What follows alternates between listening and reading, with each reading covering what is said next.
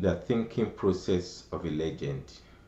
My interview with Asiwaju Bola Ahmed Tinubu, conducted in New York on Saturday, September 16th, 2017. Good day, Nigerians. My name is Akim Fasinro. Today, I bring to you my interview with the man, the legend, Asiwaju Bola Ahmed Tinubu, the Jagaban of Borgu, who is now, as you know, the presidential candidate of All Progressives Congress, APC. Let me say this to you. This 35-minute interview, in its own voice, has never been released to the public until now. It was on a Saturday afternoon, September 16, 2017. I found myself sitting across from Asiwaju Bola Ahmed Tinubu. Then it suddenly dawned on me, what an opportunity of a lifetime. An opportunity I need to take full advantage of. And I was thinking, if I don't take advantage of this moment, I might never get the chance again. That was about 5 years ago. Now see where we are today. He's now the presidential candidate of APC. So as I sat across from him, I started thinking on how to approach him. How do I pick this great man's brain? I need to know what his thinking process is like. What made him so successful? I then decided that I will ask him if I can have a recorded interview with him. Will you like the idea of a recorded interview? I was not sure, but I was determined to ask. Before asking him, I tried jotting down some questions on a paper, but because I was a little bit nervous, I couldn't get anything on the paper. So I just decided I will let the questions follow the man. Summoning up courage, I asked him if I could interview him and have it recorded. Although it was an answer that I was looking forward to hear, but I was still shocked when he said yes. He laid down his phone and the interview started. Because I was a little bit nervous at the start of the interview, I couldn't get out my first question quick enough, but I was able to get control myself afterwards. But before I play the interview, I just want to reiterate that this was an impromptu interview. He did not have any inclination that I would be interviewing him, and was sure not prepared for it. But when you listen to the interview, you would think it was prepped for it. It felt like something was burning inside him that he had wanted to tell someone. But by fate, that someone became me. He was so articulate. He displayed intelligence. He was smart and was proud of what he did in Lagos State and still do. And he enjoyed telling me. Actually, he was not informed. He was not informed that this interview is going to be released. It will come as a surprise to him if it ever gets to him. Let me tell you, if this interview was conducted for the position of President of Nigeria, Asiwaju Bola Ahmed Tinubu hit the ball out of the park. It was a home run. It was an A+ performance. How much more relevant could an interview conducted in 2017, almost 5 years ago, be and fit so much in 2022 for 2023? I will now leave you, listeners, to judge for yourself. Now get a chair, any type of drink, wine, beer, whatever your choice is. Relax and enjoy the interview. But before I forget, bring your sense of objectivity. Because no matter what you think about this great man, we surely gain a lot from this interview called The Thinking Process of a Legend, BAT, Bola Ahmed Tinubu. I will be back after the interview. So now let's listen.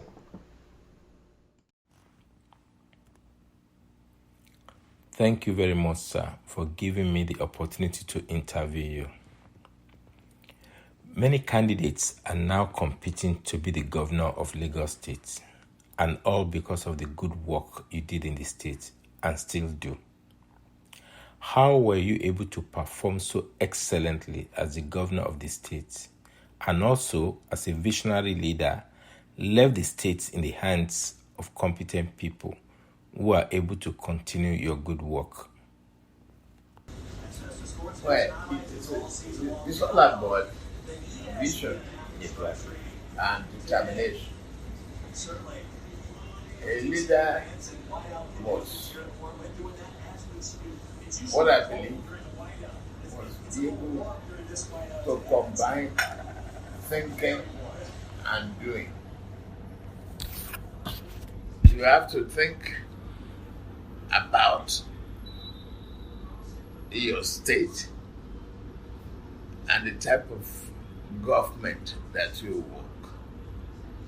And we set a blueprint.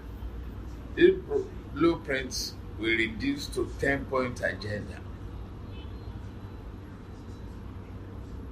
for the state to develop rapidly. We're not rigid about this developmental agenda. We put infrastructure as the first priority, environment, and assign good people to it. Openness is critical.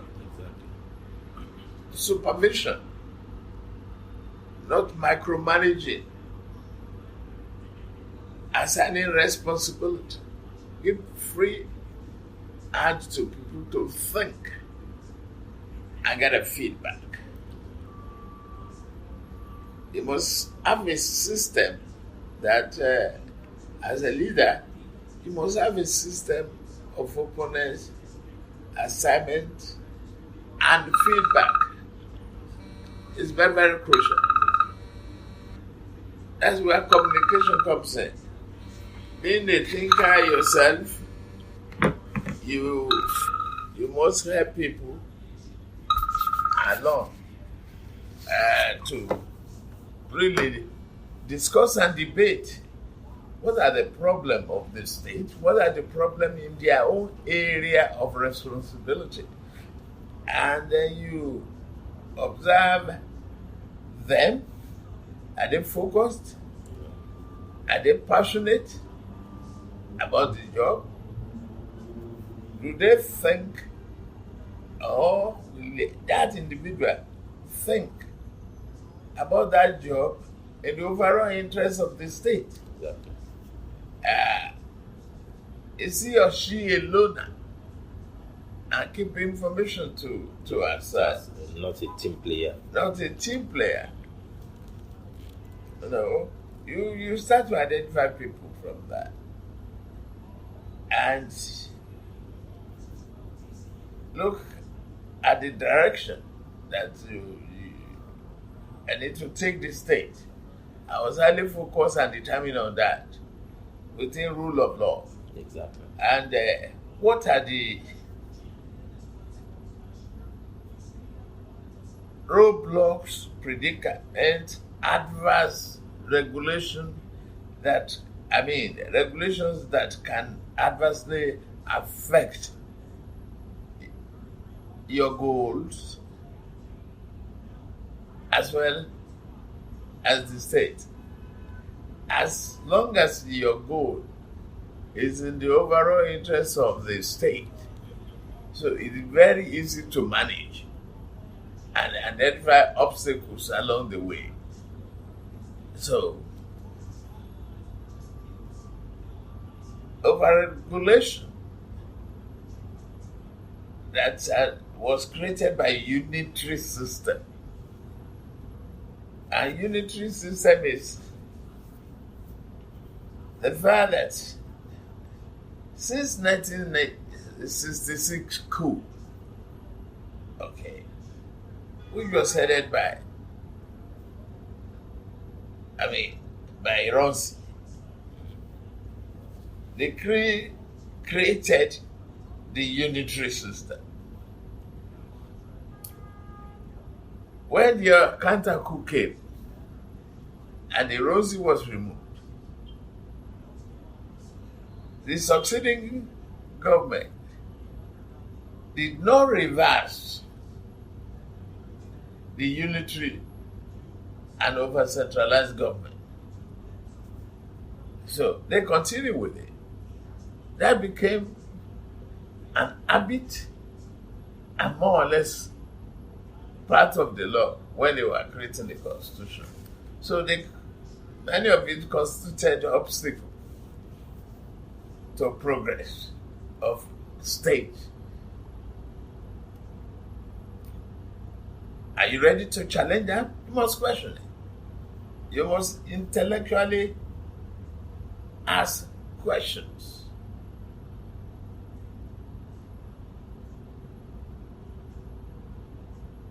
How, when, and why?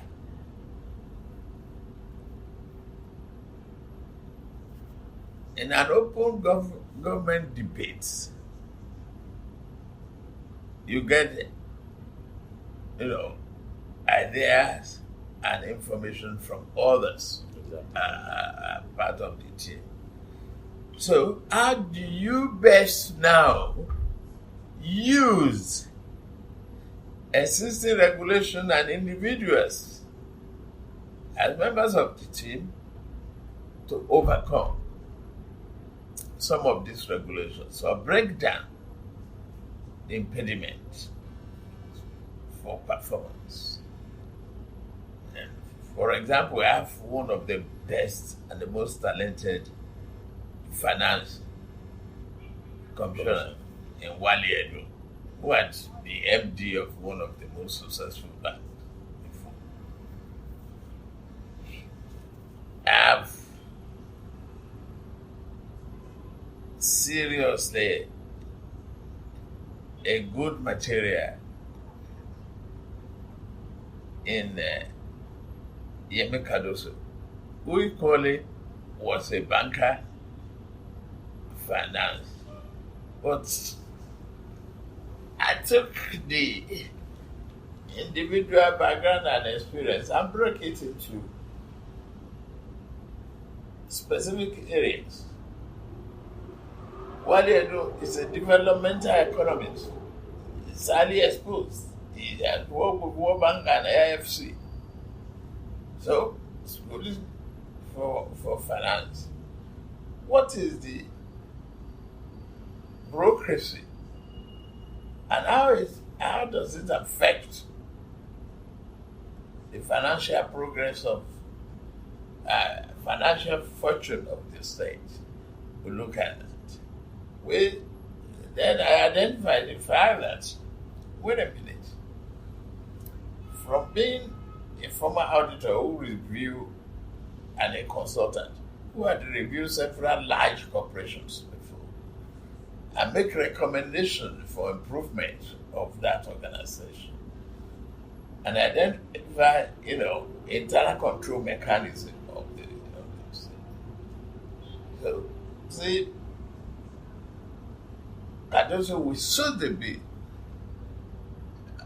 of a disciplinarian. I was the first governor who created separated economic planning and budget ministry, that is used to be under finance. That is serious bottleneck. Responsibility that is given to one man as too bureaucratic and equally contradicting internal control system in any organization. If you are in charge of the finance, you should concentrate on immediate, medium, long-term financing of the state, not concerned with the budget. It's a contradiction. It's a control weakness. Let there be planning and budget. Separate it from finance. So the finance, we combine its treasury function, concentrate on how to raise funds. That's no matter how competent an individual is, no matter how great you can dream and you generate ideas, if you have no money, no source, you can't apply. No. So your creativity and your vision will just be dream. Exactly. The pipeline. Yeah. So to create fun, what do we have?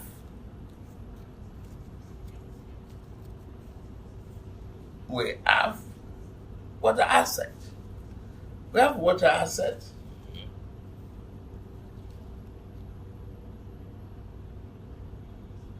We have real estate as asset. Yeah. Which one is a quick win?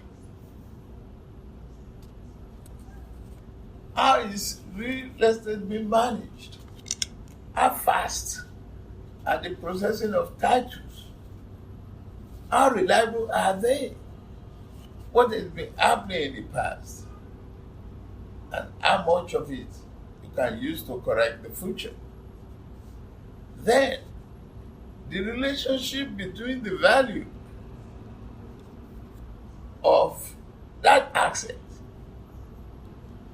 and infrastructure is important. And how much revenue do you have? And what are the sources of that revenue? How can you be creative to look for the autonomous source of revenue other than the handout from the federal government? So, you have to be a surgeon to open up this thing. What's the relationship of this organ to the organ system? Yes. So you look at that. Then I said, we have great real estate, the certificate of occupancy, the title and everything is up. 1, 2. The first is infrastructure. Are you achieving the market value? Why? If yes, if no, what is the problem? The problem is infrastructure. Yeah. So tackle the infrastructure immediately. Like the roads. Then we bring in the roads. We first of all use the Lekki Phase 1. That's exactly what I wrote down. I was going to ask that question. As a model. There was no electricity in Lekki Phase 1. People are residing there. They become the local governments to themselves. No water, no road. So, we face that as a priority. Make sure all the transformers are changed. Roads are started. What type of even roads too that will not create a frequent maintenance problem for the type of soil that you have there. Those are the macro level of thinking that must go into it. We see that asphalt, is not as durable as interlocking brakes. Because interlocking will soak the water faster than asphalt. Asphalt will break up. Yes. If there are no drainage system. So, look, there's a long review of all of that. But we tackled that in Lekki, started interlocking bridges and everything, do admiralty. Then, these people cannot enjoy the modernization without paying a little bit of tax. That will be a contribution, because it's also. Then we look at what they're paying, what are they even managing? How is the control of resources of the state? How effective it is?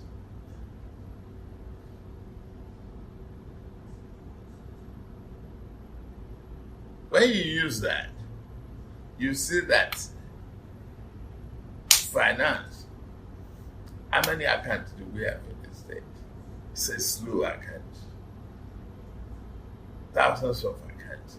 What are you doing with it? Exactly. The accounts are open to forgery, fraud, manipulation. Anybody, any staff of Alausa they go to the counter. They can open an account in the name of the state. So, it's a basket of administration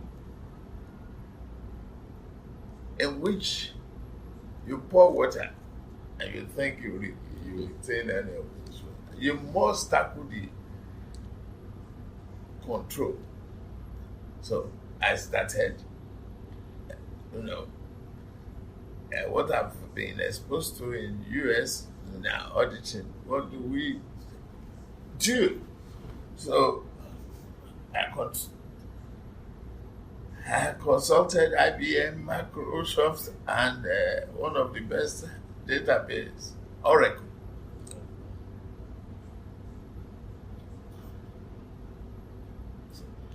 I identify one guy to the manager who was a consultant for Oracle. I invited him home to Nigeria.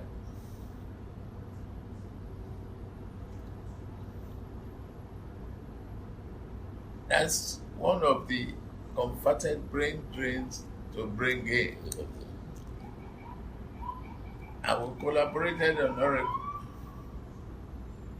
And we now say, okay, if Oracle is being operated internally, the tax collection centers, are they controlling that fund? Are they ensuring? Why would the Lagos have only 600 million a month internally generated revenue? No, something's wrong. Very wrong. Yes, that's part of thinking. Then doing is not just to complain, it's finding an effective way to perform. After we have, in the process of setting up Oracle, then identify the financial engineering that I need to do. That is an opportunity now. But you cannot leave it in the hand of the civil servant who had been benefiting from it over the years with the fraud. So you can only create more opportunity for experts. What happens in the accounting during April, pre-April in US, where you have to find the accountant to do your tax returns and so on and so forth. You can create a similar thing on the other side for collection. And you'll be creating job for those accountants and experts. And whatever they collect, they have interest in the percentage Exactly. of their collection. Actually, I file taxes for people every year. So now we created that. And ignorant, stupid people even didn't know what it's all about. But we created thousands of jobs from it. Yeah. I do accountant becomes professional. They become a group. So if you collect nothing, you receive nothing. Exactly. If you collect, the more you collect, the more you earn. You earn. No, so it's not verification. And that money must get, into the covers of the government and be verified. So it's a long process for us, but we did it. Yep. And the revenue started growing.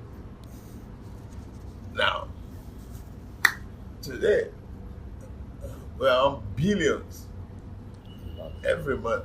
Wow. From 600 million.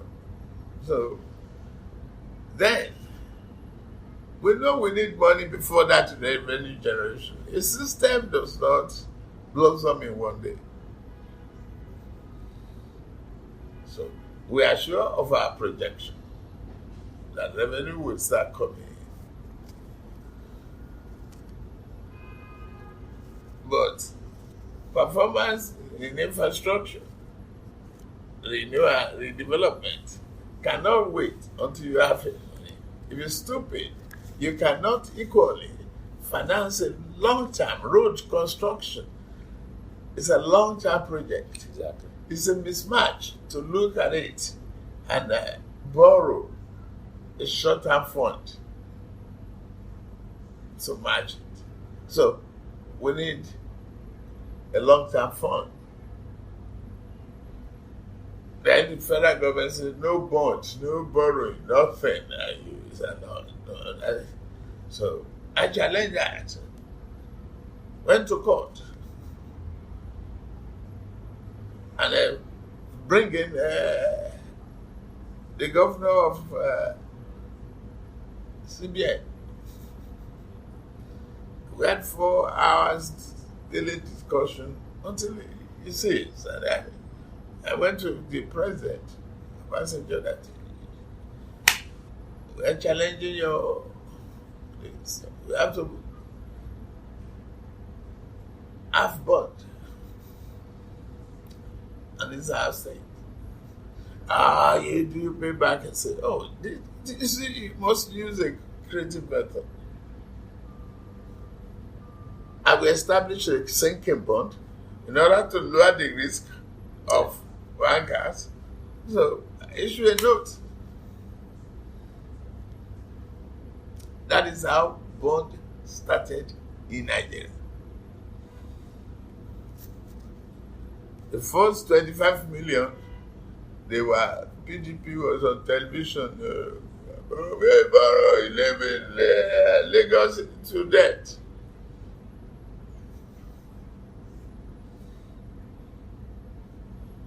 We did. By the time I was finishing my term, we have extra 25 billion outside our debt. Because we've created a sinking fund. So those are the areas. And listen, we started housing on Lekki. Dead assets became active assets. Yeah. The land they used to sell for 250 cost millions. And we started to grow. Lekki Corridor became the most successful housing estate. And I broke the back of bureaucracy by giving private development land to develop. So the housing industry became galvanizing, and the paint manufacturers, frame manufacturers, steel, Exactly. aluminium steel, Created so many jobs. created so many jobs, and the state was flourishing. Yep. So, and those are the things. Now, identify the good ones. You will know that you can't. Oh, definitely. You must invest in people. You must develop other leaders. You know your tenure is not forever, Yes. and among the team, you start to look at individuals, quality, relationship, and they participate in the team. We rewrote the law of the state through the Attorney General and tax reforms. We created citizens, protection centers. We created public defender. So defend people who might not have money and be denied justice. You can go and sue your boss, sue anybody. Without that, not necessarily have money as long as you have a very good case. And so many things, but you are not a journalist. No, I'm not a journalist. I'm just want to get the exchange. So I'm not going to discuss any further. Welcome back. Wasn't that a great interview? That is the man of the moment for you. You can see how he systematically analyzed the issue affecting Lagos State, proposed solutions, put competent people in right places, those that are able to implement his visions for the state. He gave series of his accomplishments, but I will not want to bore you by repeating them. You heard them yourselves. What I want you to know is that Asiwaju Bola Ahmed Tinubu is the most qualified candidate to be the next president of the Federal Republic of Nigeria. In a way, he has actually governed Nigeria with the job he did in Lagos State. Lagos State is not only the largest economy in Nigeria, but of any state in Africa. Asiwaju Bola Ahmed Tinubu led Lagos State on the path of economic big bang. Under his leadership, Lagos State became the 7th largest economy when ranked among African countries, not African states, African countries. And there are 54 countries in Africa, which means that Lagos State's economy is bigger than 47 other African countries. Think about that for a second. Lagos State is also the most populous and diverse state in Nigeria. If you permit me, I would say Lagos State in itself is a country in Nigeria. Asiwaju Bola Ahmed Tinubu successfully governed Lagos State for 8 good years. And as a unifier, Asiwaju Bola Ahmed Tinubu brought people together from different ethnic cities. He set the pace and blueprint for others to follow. He can lead Nigeria to be one of the biggest economies, not only among African countries, but among the countries of the world. Trust me, he can do it. Actually, trust him. Trust Asiwaju Bola Ahmed Tinubu. He can lead Nigeria to the proverbial promised land. He has been tested and is trusted. In Financial Times of March 25th, 2018, Malam Sanusi Lamido, the former governor of Central Bank and the former emir of Kano, stated that since the year 2000, Lagos State has been transformed under the leadership of Asiwaju Bola Ahmed Tinubu. Malam Sanusi said that Lagos State has provided a template for the whole of Nigeria, and that was what is needed at the national level. What do you think that means? It simply means Asiwaju Bola Ahmed Tinubu is needed at the national level. If he can successfully govern Lagos State, among other things, increase our economic fortune in a way no other presidential candidate has done, he is the most qualified to be voted for as the President of the Federal Republic of Nigeria come 2023. May God bless Asiwaju Bola Ahmed Tinubu. May God keep him for us. May God bless Federal Republic of Nigeria. In his own voice, I say, Èmi ló kàn, Bola Ahmed Tinubu ló kàn. Thank you for listening.